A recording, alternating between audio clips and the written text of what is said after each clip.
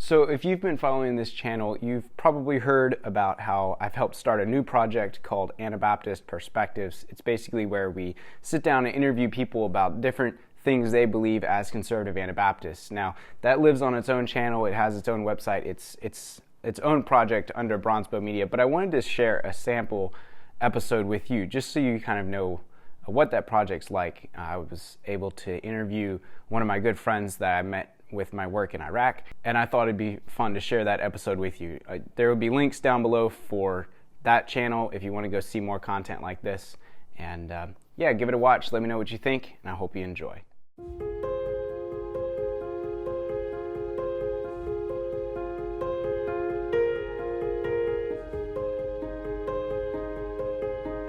Hello everybody, welcome back to another episode of Anabaptist Perspectives. So this is Chad, and the last time we were on camera together was actually in Iraq, in Sinjar. I was over there on a film project, and we were traveling around doing some filming. You had Peshmerga there, and then these buildings were ISIS. Yes, Wow. ISIS control. They could like shoot each other with a handgun. They're so close. Yeah, and that is why there's so much damage in this area. Just to give you an idea of what we're driving through. Okay. This is the final spot ISIS was in. Final. Like that. This was all no man's land. Up to Peshmerga was in that structure right there. Right. Okay. ISIS had snipers in these buildings here. That used to be apartment complexes. It was they buildings. Or they were building. They're finished. Unfinished apartment complexes. That's what they're going to be. Balloon They just had the smithereens. skeletons up. My goodness, that seems. Wow, this is crazy. You had been there in Sinjar for a while, and at that time, at least when I was there, ISIS was only about 1 mile away, or something like that. The front line was really close. There was the no man's land, the barrier with all the military there. Okay, so those two villages right there are both under ISIS control. Yes.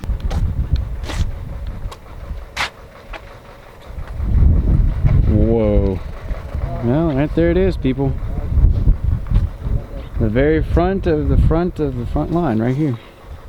The question is, why were you there? Why did you have a team, especially as a conservative Anabaptist, to be there serving in maybe not a war zone, but really, really close to a war zone? Well, yes, it was a war zone. That's what Okay. I considered it. Okay. What motivated me is, where would Jesus go? What would Jesus do? And that was the people that are hurting. That were the people that really need help at that point. And I think that's what really motivated me. It's about them. It's about how we can show the love of Christ to them.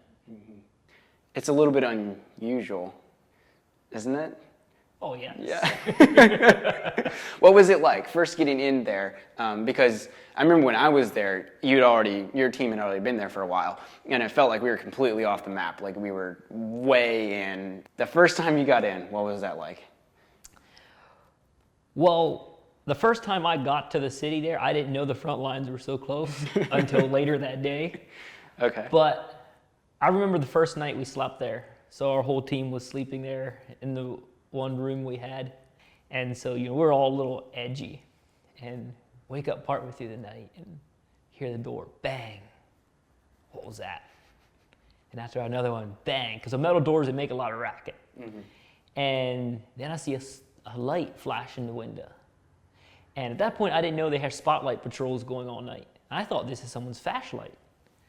So I'm like, is someone digging through our stuff? Or, So I crept out of bed and downstairs and kicked open the door, like into the room where we had all our stuff, and nothing. So I looked around the house, nobody, nowhere. Then I figured out the doors, just because of the wind, they're banging, bang, slowly. Oh. So yes, we were a little on edge. It was uncertain, all the explosions going on. It was a little nerve-wracking. I mean, what was the closest, explosions? So were mortars being shot at you? Throughout our stay there? Yeah. Because, you were there for, how long were you in Sinjar? 9 months. 9 months, okay. The closest mortar or rocket that hit to me about 150 yards. That's close. Yeah. Wow. So yeah, there was a lot of explosions all through the city, all the different times. So, but again, the point is, it wasn't that you were there for the thrill of it, but there were, apparently, there was a lot of civilians in need, or where you're helping people that are kind of trapped in this situation. Basically, was that the idea? They were trapped in the camp. They wanted Okay. to come back to their homes, and we were opening the opportunity to come back. Okay, so helping them rebuild their homes, basically. Yes. So the big question that people will have, because obviously for our group, the Anabaptists, we do tend to do a lot of service things. There was a hurricane recently here in the States that destroyed a lot of things. A lot of people we know went down there to help with that. That's pretty normal. But going to Iraq, to a war zone, to help people, caught in that situation, that's not normal at all. And the question is, why would you risk your safety when you could have served somewhere else? There's a lot of people that are willing to go to safe places. There's very few people that are willing to risk their lives to help somebody else. And the advantage with going to an area where you risk your life to serve somebody else is that person, they understood the risk we were taking to help them, and they really appreciated that. That really stood out to them. So it almost makes your message stronger or clearer. I would say yes. It's not that you really, apparently you must have really, really believed in what you were doing. Yes, To do that. I did. The big question that I have and had when I went there as well is, what was it like being a Mennonite in that particular setting? And especially, I think of, the doctrine that we have of nonviolence, of non-resistance. How did that play out with you being literally 1 mile from ISIS? Well, I think when it first struck me, the whole thing, we were there, I think it was the first day we were there. When we met the governor, we were talking to different people, and we were staying there that night, and we were at that point the only people that I ever seen in the city that were not carrying an AK-47 or a pistol or something. So we stood out in that way. But I remember we had to go to the next house to get a shower, and I was going to walk out to pick up and get our stuff and go for a shower, and the governor said, "I'm going to send a bodyguard with you." Wow. And I said, "No." I said, God keeps me safe. And it's not like the street we were in was a gated, guarded street. And I felt perfectly safe to walk out there with no gun. And to them, that was a very foreign concept. Even though he was a governor, high up official, he had a pistol strapped to his side. And we stood out majorly. Was that hard? Standing for those beliefs in such an extreme environment? No. Really? Interesting. Because it's really easy for us when here we're sitting in Lancaster County, Pennsylvania, where, about as far removed from that as possible. It's really easy to say, yeah, we believe in non-resistance, but diving into something like that, did it at least give you pause to think about what you actually believed? Well, I think it comes down to this. Do you believe a gun or God is more powerful? Because most people say God is more powerful, but in a situation comes up, they trust their gun more. Because physically they know their gun will work. And the faith is not strong enough to believe that God's going to come through if an armed robbery happens or whatever. They know their gun will help them. They're not sure if God will. And I think that's what really comes down to non-resistance. Which do you believe is stronger, the gun or prayer? And prayer, God. And you had to live with, the difference is you had to live with that reality every day while, the 9 months that you were in that situation. Yes. Whereas here, we're so far removed from that. For us, it's all theory. It's almost like when you dive into that situation, all of a sudden it goes from theory to reality. And so even that that didn't, pull you up short. No, because knowing before going into the situation, I knew kind of what I was getting into. And even just initially from here traveling to Iraq is a major step. When you're not sure, when I first went, ISIS is still kind of advancing, no one's not sure what they're going to do yet. You think about what you're going to do in a situation. You think about if you're going to run for your life, if you're going to fight for your life, if you're going to just open the door and invite them in for lunch. And which one did you decide to do? I always told I'd invite them in for lunch. And I remember always saying, I think I'd be running for the hills. Yes. But, and I think, and a lot of, the purpose behind this video is is I honestly, I don't think we think about these situations enough. We're too far removed from it. But then when these realities do hit us, that, something as horrible as ISIS comes, if we have figured out what we believe and we've processed it and understand it, now we're in a position to go help those people. And it's clear that was clearly the case for you. Yeah. You knew what you believed and you were ready to apply it and go do something about it. Yeah. It's like a story I told you about being on the house roof on the front line. We were watching the truckload of ISIS soldiers. I think it was just one truckload. They were out about half, 3/4 mile out, driving. And, every post, every gun was manned. They were ready for an attack. And I had to think, who's really out there? Like which guy, I know who I am, but that guy out there half a mile away, I had never met. I never knew. I don't know what his life is. And to take a man's life that you have no clue how his life is, hard telling what his family, that's another thing that you really ponder when you're looking at a situation like that. Mm-hmm. Not only being non-resistant and not fighting, but, looking at it from if you would kill somebody, whose life are you taking? Mm-hmm. And what impact would he have had on the world if you would have stood for God?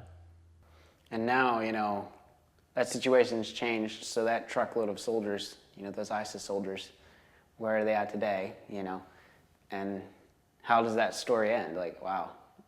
When I get to heaven, I'll find out. Yeah, wow. So did that feel weird to be standing on a line, at the line with all of these soldiers and seeing those ISIS troops out there, and you're the only one, literally the only one within sight that doesn't have a gun? Yes, it did. But one also thing it did impress on me is, soon after that, they were driving out there, I got in our vehicle and I left. But that was not what them other guys on that line did. They were laying down their lives. And I really wonder, I left that situation, and I don't know if I should have handled it differently, far as prayer, far as whatever. I don't know. Mm-hmm. But one thing that really ponders me is when we're in a situation like that, what is a part of us Christians? Because we do believe that prayer is more powerful, or we wouldn't believe in non-resistance. What did I miss out on that I should have been doing when I was in that situation? Looking back, if I would have stayed there in prayer, stayed there and prayed into the situation versus leaving. Wow. Yeah. That's a really interesting perspective. That makes a lot of sense. Let's put this into the practical. What would you say is one of the more important lessons, or the most important lesson you learned from your experience there? Put all your faith and belief in prayer and not in the what physical can do.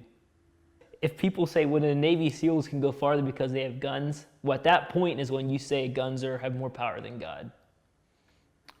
And clearly you didn't believe that, because it didn't stop you.